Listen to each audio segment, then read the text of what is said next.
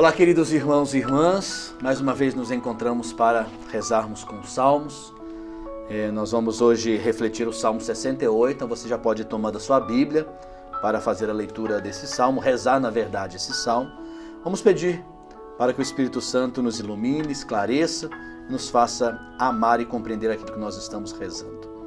Vinde, Espírito Santo, enchei os corações dos vossos fiéis e acendei neles o fogo do vosso amor. Enviai o vosso Espírito e tudo será criado e renovareis a face da terra. Oremos. Deus, que instruístes os corações dos vossos fiéis com a luz do Espírito Santo, fazei que apreciemos retamente todas as coisas segundo o mesmo Espírito e gozemos sempre da sua consolação. Por Cristo Senhor nosso. Divino Espírito Santo, descei sobre nós, iluminai-nos e permanecei para sempre. Amém. Convido você então a tomar sua Bíblia, Salmo 68. Dê uma pausa no vídeo para você ler com calma, porque é um salmo grande. Então, se só ouvir, a gente não vai conseguir compreender melhor o salmo. Então, dá uma pausa nesse vídeo, você faz uma leitura então do salmo e depois nós continuamos a nossa reflexão.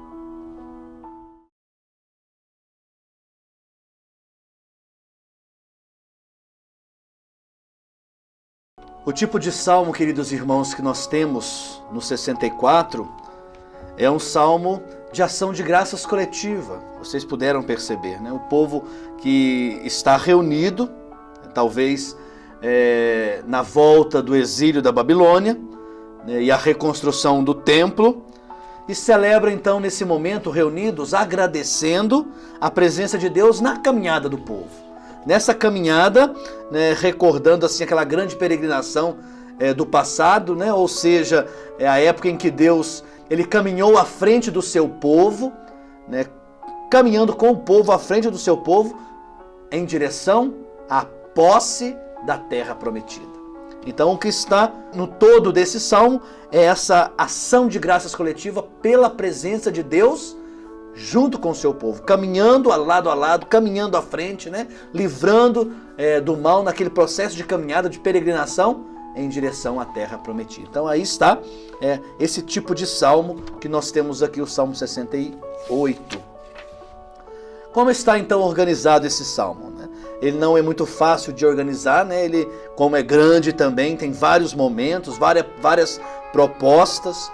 Também o escrito nem sempre são iguais, mas nós vamos aqui pensar 6 momentos diferentes aqui do Salmo.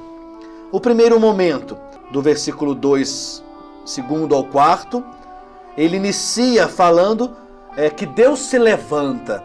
Isso aí nos faz pensar muito ao dizer nesse momento, né? Por que Deus se levanta? Qual é a razão de Deus se levantar, né? Na época que esse salmo se refere. Então, 2 coisas ou consequências nós podemos pensar quando fala que Deus se levantou, né? Justamente para defender o povo contra os seus inimigos e também contra os adversários injustos que fogem, né? Fala ali no começo como uma fumaça, né? Assim, como uma cera que se derrete. Então, ali temos a imagem desta inconsistência, né, dos inimigos. Então Deus se levanta para se colocar em defesa do povo que está agora a caminho. O segundo momento, do versículo 5 ao 11, apresenta aqui o grande tema que percorre todo o Salmo, que é a marcha de Deus. Coloca ali Javé, mas nós podemos traduzir como Senhor, né? Nós já pensamos sobre esta palavra, sobre esse nome de Deus, mas o nome de Deus é impronunciável, né? O que mais se aproxima é Javé. Tem gente que diz que é Jeová, mas não. Jeová são 2 junções de 2 palavras, né, que chega a isso, mas o mais que se aproxima ao nome de Deus é Javé, mas enquanto Igreja Católica nós somos chamados a falar Senhor, né? A falar Senhor porque o nome de Deus é impronunciável, não se pronuncia, né, diante daquilo que se tem. Então, o tema central é a marcha que Deus se põe junto com o seu povo. O Senhor que caminha à frente do seu povo até chegar no santuário de Deus, no templo de Jerusalém.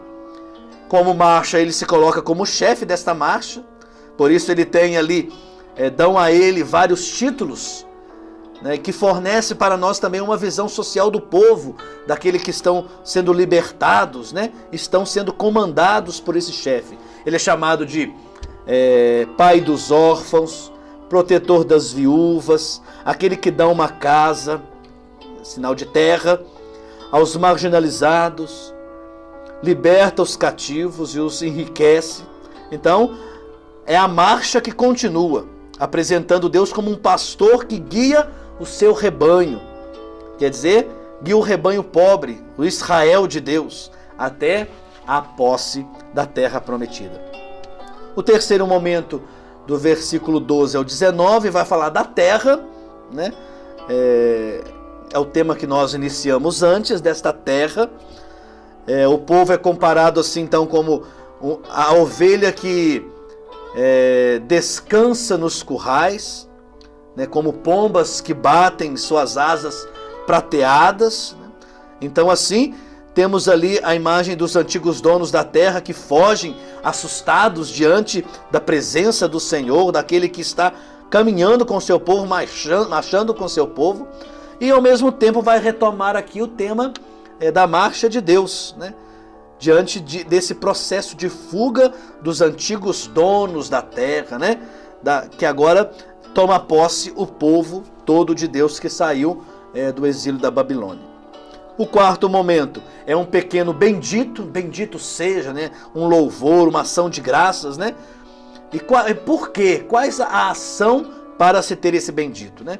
Porque Deus, o Senhor, é aquele que é visto como o que carrega as cargas do povo, aquele que salva, que liberta.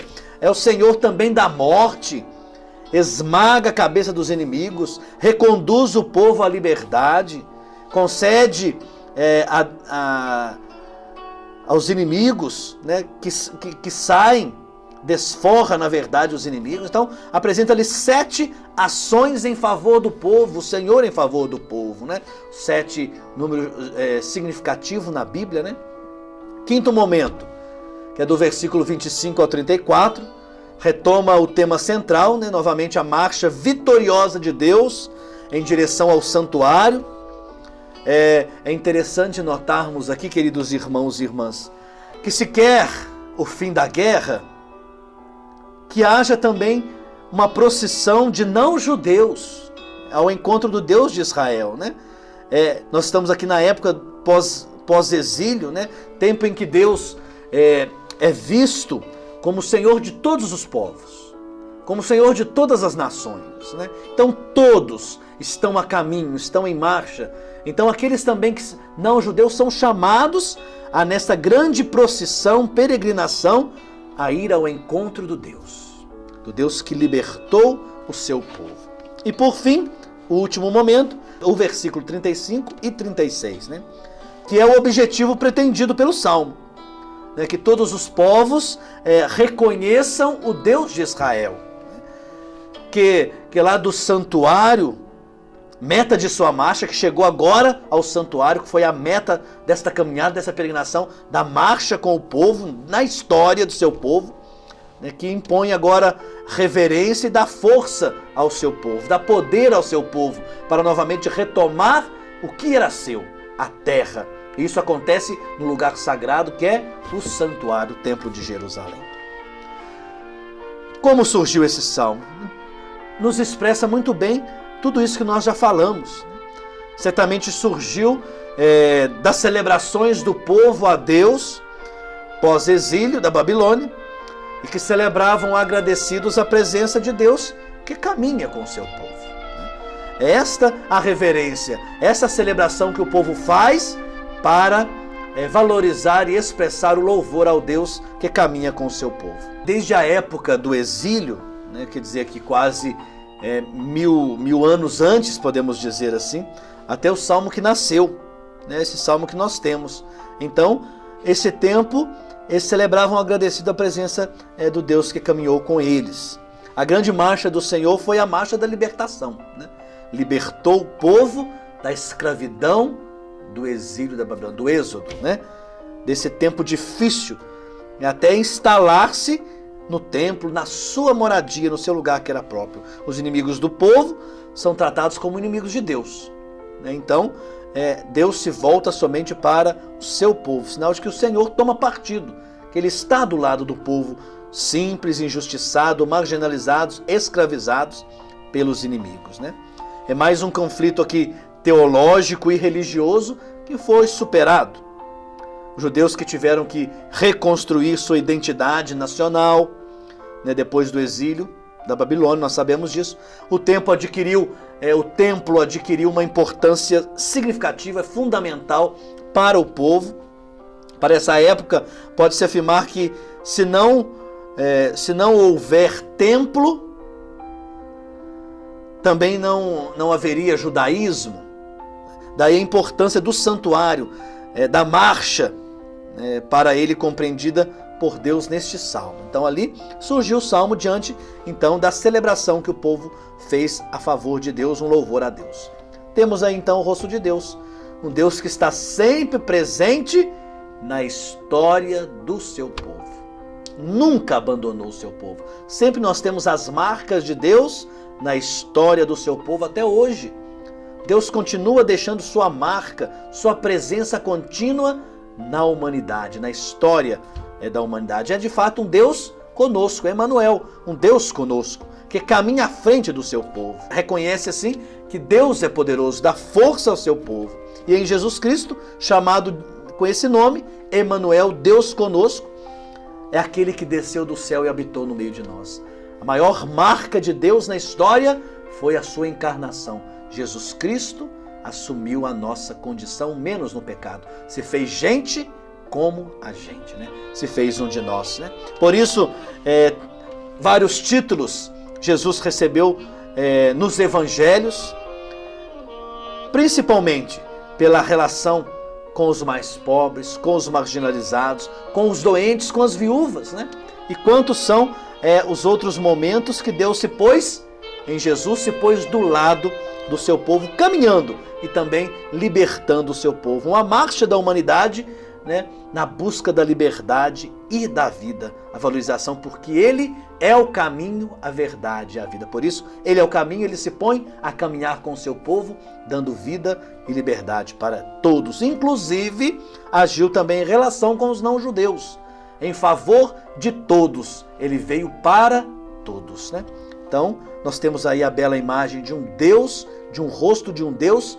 que é nosso, assumiu a nossa condição, assumiu a nossa humanidade e nos fez semelhante a Ele, imagem e semelhança de Deus. Glória ao Pai, ao Filho e ao Espírito Santo, como era no princípio, agora e sempre. Amém. Abençoe-vos o Deus Todo-Poderoso, Pai e Filho e Espírito Santo, e permaneça para sempre. Amém.